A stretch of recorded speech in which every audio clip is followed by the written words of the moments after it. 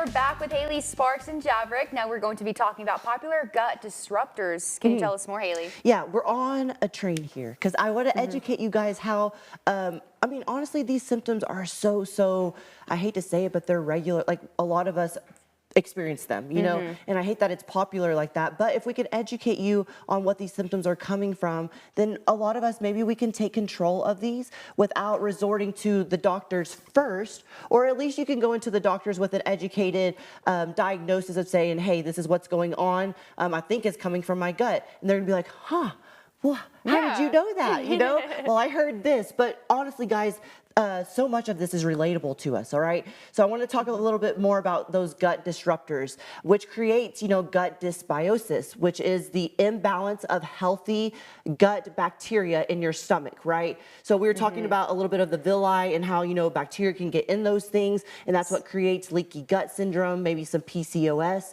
But I also want to talk a little bit about the vagus nerve, and we were talking a little bit before. Yeah, I had no idea what this was until you mentioned it. Crucial part of the communication. It's what it does. It's a communicator between your brain and your gut. Guys, think about how significant that is. I'm even thinking about people like, you know, Javerick, kids like Javerick that are drinking like energy drinks. I mean, a lot of kids in your class drink energy drinks, right? Yeah, this one girl drinks 2 energy drinks. Oh my goodness, that young. Right, 5th grade, right? But it creates a dysbiosis or a dysregulator between the brain and the gut, guys, which can lead to anxiety, depression, you know, cravings, sugar cravings, things like that.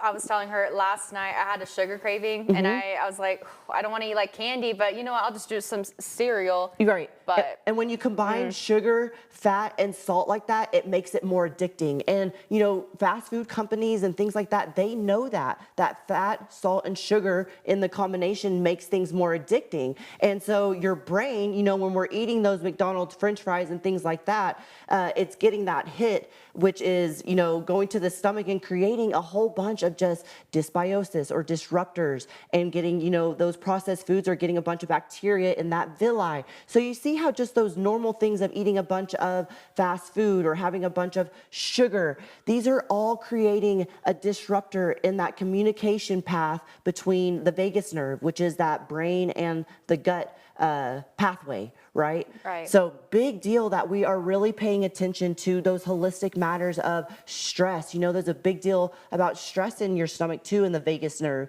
If you're really super stressed, even if you're running or working, your body doesn't know the difference on what kind of stress that is. So that disrupts the vagus nerve as well, which is all going to create that chronic inflammation in your gut and hormones. So chronic stress and sleep too. Yeah. You see how this all just kind of snowballs. Yeah. Yep. Here it is. Well, that was so informative. I learned something new today, the vagus nerve. Yes, vagus nerve. Pathway Check it out. between your brain and your gut. There we wow, go. look at that. Heck yeah. Taking you to school today. I know. Well, thank you so much, Haley. Thank you, Javerick, as well. So good luck to you. You have your STAR test coming up today. And for more information about this segment, head to myhighplains.com.